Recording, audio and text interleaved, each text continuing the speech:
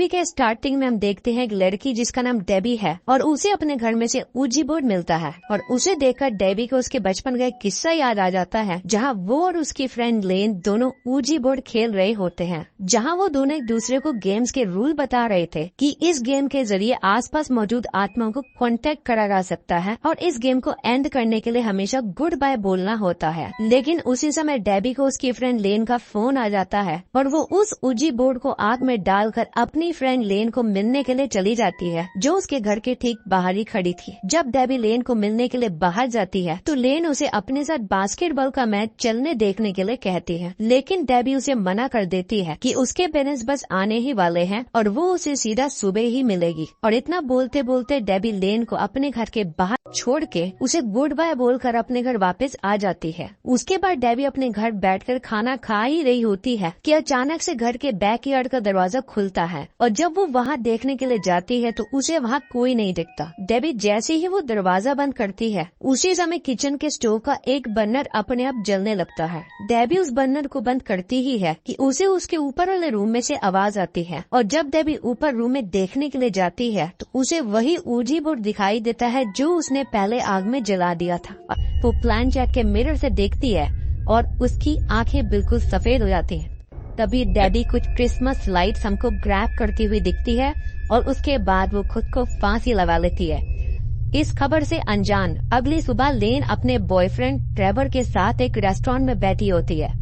वहाँ उसको मिलती है उनकी दोस्त इजाबेल जो कि वहाँ पर वेट्रेस का काम करती है। थोड़ी बातचीत करने के बाद लेन के फोन पर उसके पिता का मैसेज आता है कि come home as soon as possible.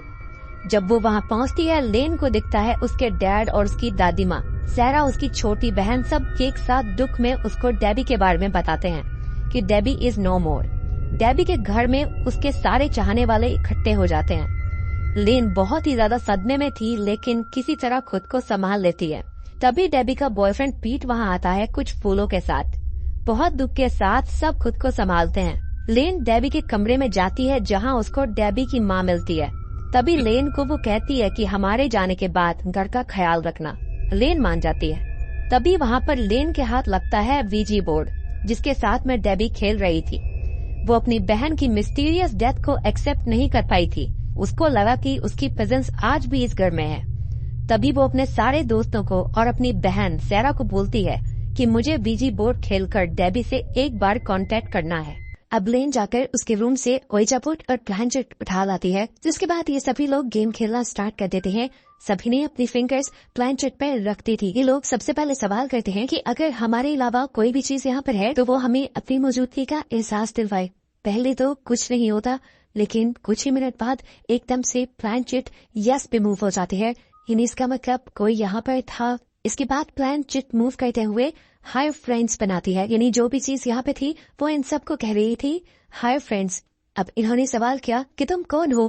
Planchette D पे मूव हो गई जिससे नहीं लगा कि वो डेबी ही है। इन्होंने डेबी से अपने दिल की बातें कहना शुरू कर दी कि वो डेबी को बहुत याद करते हैं। इसके बाद ये लोग भी गुड बाय कर देते हैं और फिर प्लानचेट भी दोबारा से गुड बाय पे आ जाता है।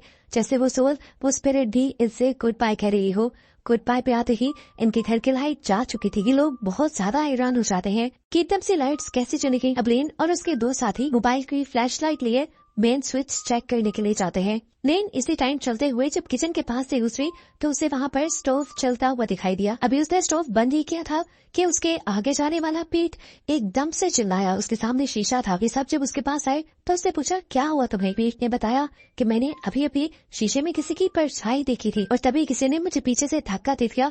मेरा हाथ शीशे पे लगा और जख्मी हो गया। सब जो हुआ ये बहुत ज्यादा डरा देने वाला था, इसलिए ये सब फौरन इस घर से बाहर निकल आए और अपने अपने घर चले गए। लेकिन आज के बाद से हर एक के साथ अजीबोगरीब काम होना शुरू हो जाते हैं। जैसे इनका एक दोस्त ट्रेवर जब कहीं जा रहा था तो एकदम से उसके सामने ट्रॉली आ गई जिससे उसका एक्सीडेंट होते होते बचा और फिर अचानक से उसके सामने दीवार पर हाय फ्रेंड्स लिखा हुआ आ गया। दूसरी तरफ इनकी दूसरी दोस्त इजाबेल जब अपने घर जाने लगी तो उसे अपनी कार पे हाय फ्रेंड्स लिखा दिखाई दिया। यहाँ तक के पीठ को भी अपने टेक्स्ट पर हाय फ्रेंड लिखा हुआ दिखाई दिया। यहाँ लेन को भी अपने घर अपने लैपटॉप पे हाय फ्रेंड्स लिखा दिखाई दिया और ये सारे अलग अलग बहुत ज्यादा परेशान हो गए। सुबह जब ये स्कूल में मिले तो इन सब ने अपने साथ होने वाले इन इंसिडेंट को आपस में शेयर किया और इन्होंने बात की कि लगता है डेबी इन सबसे कुछ कहना चाहती है, इसीलिए इन्होंने फैसला किया कि ओइजा बोर्ड वाली गेम दोबारा खेलेंगे ताकि ये डेबी से बात कर पाए। रात को डेबी के घर आते हैं, फिर वो पूछते हैं कि क्या तुम डेबी हो, तो प्लेंचेट नो की तरफ जाता है और फिर सडनली पहले प्लेंचेट डी लेटर की तरफ जाता है और फिर जेड लेटर यानी कि DZ। उसके बाद प्लेंचेट अचानक अलग अलग लेटर की तरफ इशारा करते हुए कहता है रन मदर इज कमिंग, और फिर प्लेंचेट हवा में उड़ जाता है और वो सभी वहाँ से डरकर भाग जाते हैं। उसके बाद अगले दिन लेन डेबी के कुछ पुरानी वीडियोस देख रही थी जहां उसे पता चलता है कि डेबी को जो ऊर्जा बोर्ड मिला था उसे घर के एटिक में से मिला था और वो उसका नहीं बल्कि घर के पुराने ओनर्स का था। और उसके अगले दिन लेन और पीट डेबी के घर पर जाते हैं और लेन ऊपर एटिक में सुराग ढूंढने के लिए जाती है जहाँ लेन को बहुत सी फोटोज मिलती है जो कि उस घर के पुराने ओनर्स की थी। फिर कुछ प्रीवियस रिकॉर्ड्स और इंटरनेट पर रिसर्च करने के बाद उन्हें पता चलता है कि डेबी की फैमिली से पहले उस घर में जेंटर फैमिली रहती थी जिसमें मदर और उनकी 2 बेटियां थी जिनका नाम पॉलिना और डोरिस था।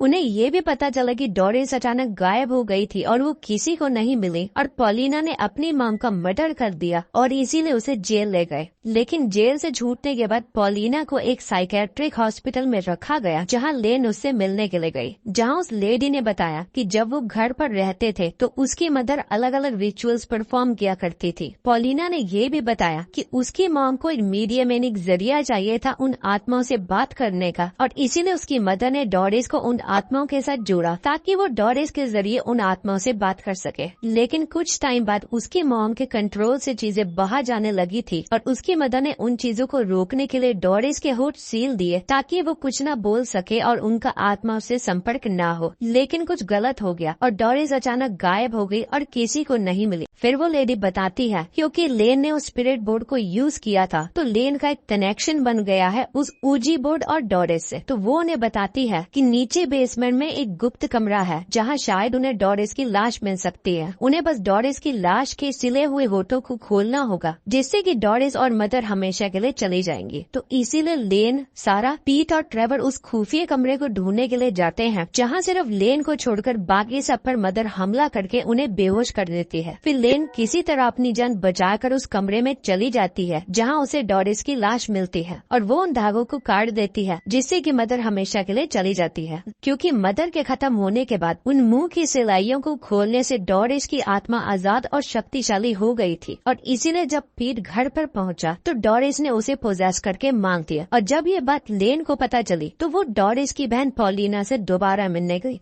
लीना हंसती है और कहती है मैंने डोरिस को आजाद करवा ही दिया।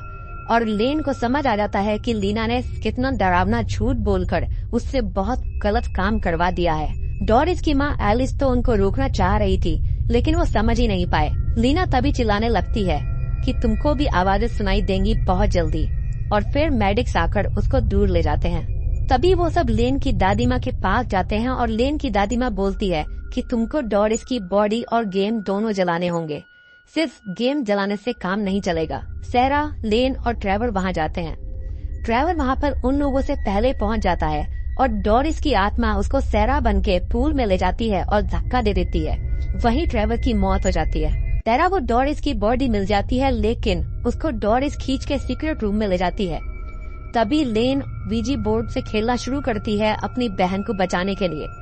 डोरिस एकदम से वहाँ वेंट से निकलती है और लेन का हाथ पकड़ के उसको पोजेस करने के लिए मारने लगती है।